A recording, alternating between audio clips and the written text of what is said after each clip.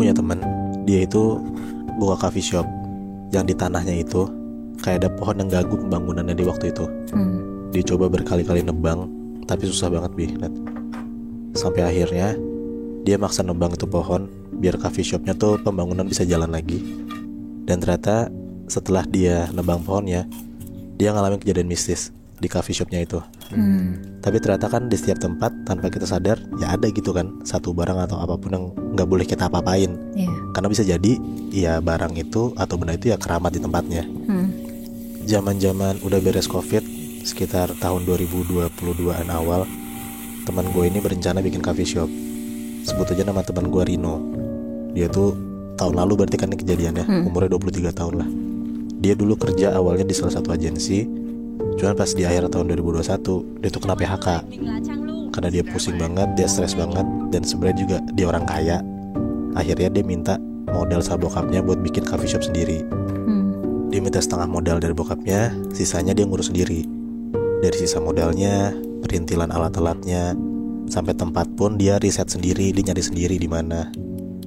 Nah, dia nanya juga tuh Nat, sama beberapa teman-temannya dia, kayak apa yang harus disiapin, dan siapa tahu ada rekomendasi tempat juga dari temennya, makanya dimintalah ke teman-temannya. Nanyalah dia sama salah satu temennya namanya Joshua. Rino ketemu lah sama Joshua ini, dan akhirnya Joshua tuh ngasih tempat, kayaknya nih cocok nih buat tempat lu nanti coffee shop tuh Rin gitu katanya. Dikasih tuh satu tempat sama Josh yang ternyata kayak mungkin 1-2 kilo lah dari rumah Josh. Tempatnya itu di sekitaran daerah Jakarta Timur, tapi udah mepet-mepet Cibubur sana.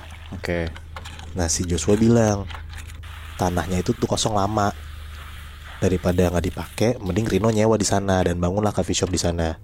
Karena tempatnya strategis gitu Nat, kayak walaupun di ujung Jakarta Timur tapi banyak yang lewatin lalu lalang gitu. Tapi ini tanah yang benar-benar kosong melompong. Iya, tanah kosong. Jadi lo harus bangun bangunannya dulu. Iya, datanglah Joshua sama Rino buat ngecek tempatnya. Pas nyampe tempatnya, awal itu Rino kayak ngeliat kok hawanya serem gitu. Cuman dia mikir lah kayak ya mungkin ini kan udah tanah lama banget, udah kosong, udah kayak banyak ilalang, banyak pohon ya, makanya hawanya tuh serem. Tapi singkat cerita, akhirnya Rino fix dan dia ngontak miliknya buat nyewa tempatnya, tanahnya itu. Bangun deh tuh coffee shopnya di tanah itu. Pas lagi bangun, pasti ya semua udah diberesin dong, pohon-pohonnya udah ditebangin, ilalangnya udah dihilangin. Nah tapi ternyata ada yang ganggu pembangunan coffee shop si Rino ini. Nah tapi tukang yang ngebangun coffee shopnya Rino ini bilang ke Rino, ada satu pohon kayak posisinya tuh di rada belakang gitu coffee shopnya, kayak itu tuh susah banget ditebang. Padahal tuh pohonnya tuh gede tapi gak gede-gede banget lebih Nat, mungkin sekitar 3 meteran, lumayan tinggi tapi gak selebar pohon beringin yang gede gitu, enggak. Ya pokoknya lumayan lah ukurannya. Dan dia bilang ini tuh ngeganggu konsep si coffee shopnya Rino. Tapi udah coba ditebang, udah kayak digergaji berkali-kali, ditarik pakai tambang, si pohonnya tetap kokoh aja, gak jatuh sama sekali.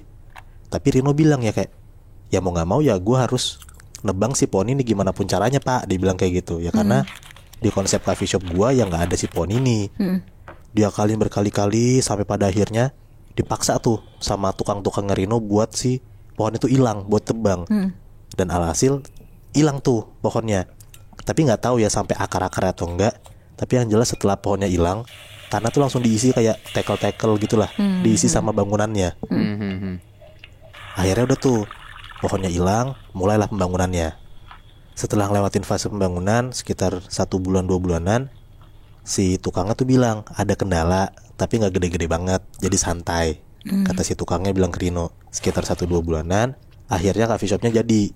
Dia bikin dia tuh kayak sofa peningan gitu, gak gede-gede banget karena kan baru sofa pening kan. Dia ngundang beberapa teman-temannya buat datang ke acaranya dia. Yang diundang sama Rino tuh sekitar 50-an orang lah. Jadi bentuk coffee shopnya tuh di depan itu tuh smoking areanya. Nah di belakang, di dalam bangunannya ya udah itu tuh ya indoornya gitu, yang non smokingnya. Acaranya mulai habis maghrib, sekitar jam 7-an sampai jam 12 malam lah, karena coffee shopnya Rino tuh tutup jam 12 malam. Jam 7 makin datang tuh rame teman-temannya, acaranya seru, santai, yang ada kendala sama sekali. Sampai tiba-tiba jam 8-an malam, salah satu temennya Rino itu lagi ke belakang coffee shop, tapi bukan di luarnya ya, dalam bangunan, tapi bagian belakang. Dan itu tuh kayak di belakang sana tuh ada satu ruangan yang isinya tuh kayak gudang-gudang gitu, kayak buat nyimpen pel-pelan segala macem lah. tapi gak kepisah bangunannya. Temennya Rino tuh mau ngiter, mau ngelilingin coffee shopnya.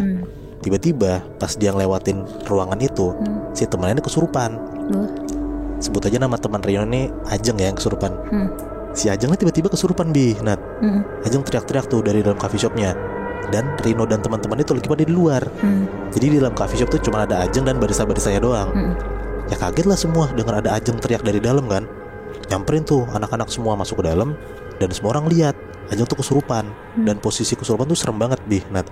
Jadi kayak posisinya Ajeng itu tuh kayak sesekali nempel di dinding, terus kayak nyakar-nyakarin dinding coffee shopnya.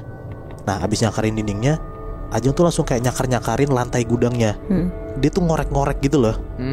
Ya intinya teman-temannya Rino dan Rino pun lihat kayak si Ajeng nih bener-bener kayak nyakar-nyakarin lantainya gitu lah.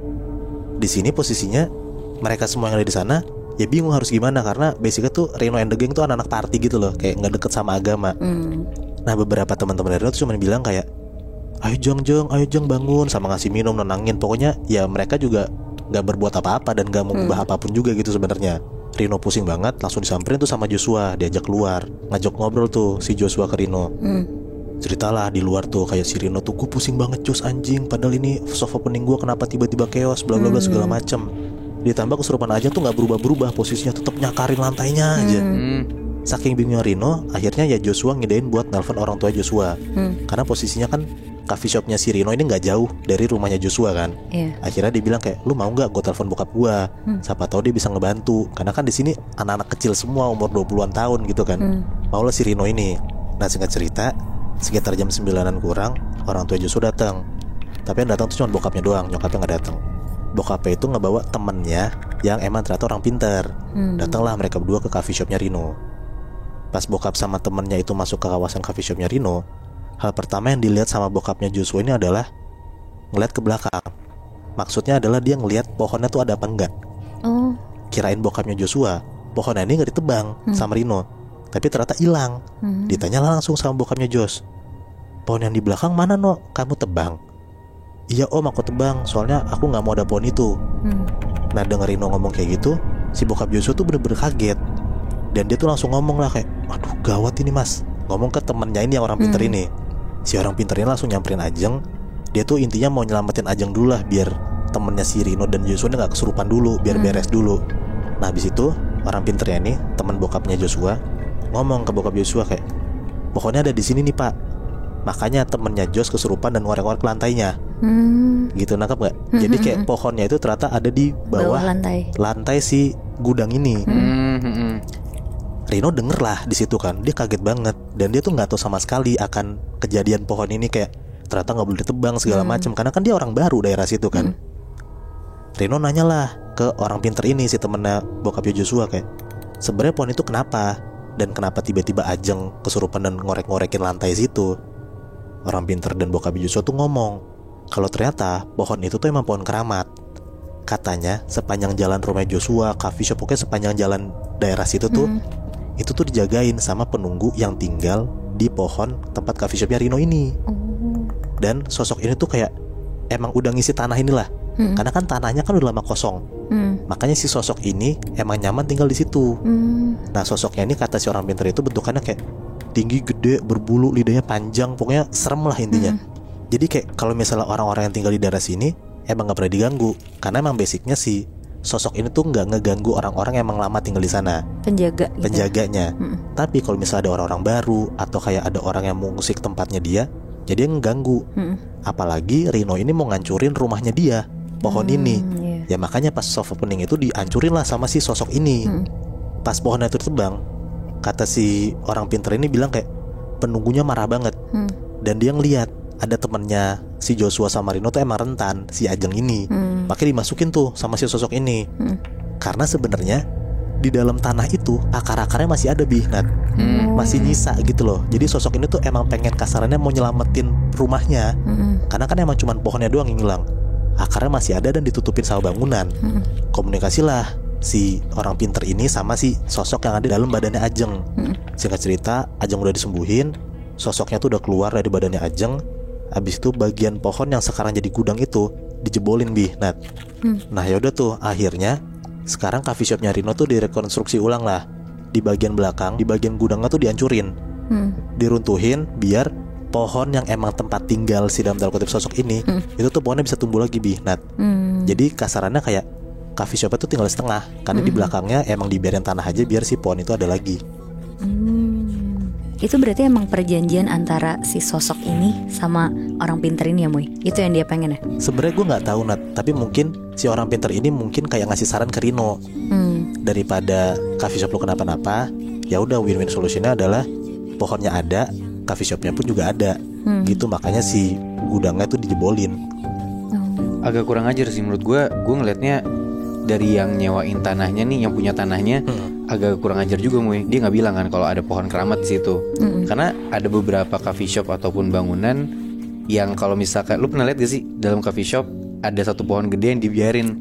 Jadi hitungannya kayak nyocokin ke konsep gitu kan. Iya, benar. Tapi sebenarnya gara-gara si Rino juga nggak tahu ini pohonnya keramat, ya dia maunya dihancurin aja. Kalau misalkan dia tahu, menurut gue pasti bakal win-win sih. Pohonnya didiemin gitu kan, bisa dibikin konsep baru gitu. Jadi nggak ada masalah gitu loh, Moy. Iya, gue juga ngerasa kayak kalau misalnya orang-orang yang mau dikasih tahu dari awal ada satu bangunan atau satu benda yang emang nggak boleh diotak-atik, pasti gue yakin orang itu tuh pasti bakal aware gitu lebih, Nat.